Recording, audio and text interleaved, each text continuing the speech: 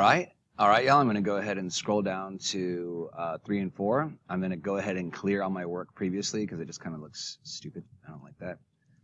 And I'm going to only solve number 3. 4 is going to be on your own. You need to do that. So I'm going to go ahead and solve number 3. And again, if you want to find the answers to number 4, check the key. So check key. I'll go ahead and put that there. Now, check the key. All right, cool. So we're going to go ahead and start on number 3. It's basically the same thing over and over again. So here's what I'm going to do. I don't even know if I'm going to solve this all the way.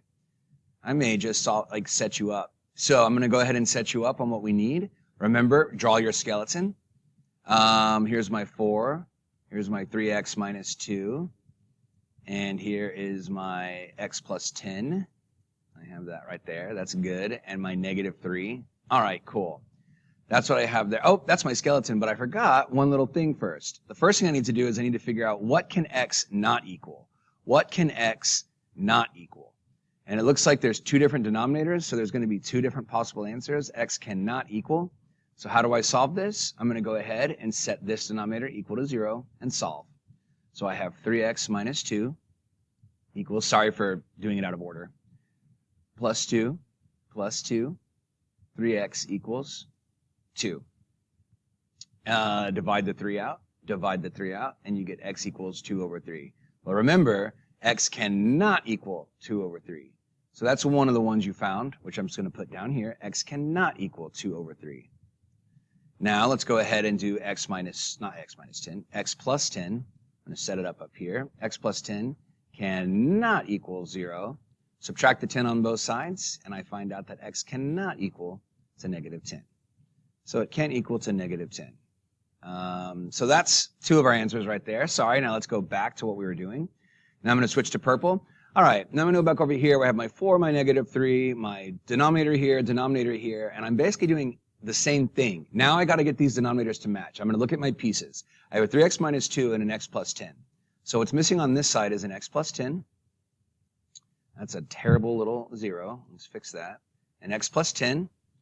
And if I put it on the denominator, I must put it on the numerator. And then let's go over here. What am I missing over here? I'm missing a 3x minus 2. I am missing a 3x minus 2. And if I put it in the denominator, I must put it in the numerator.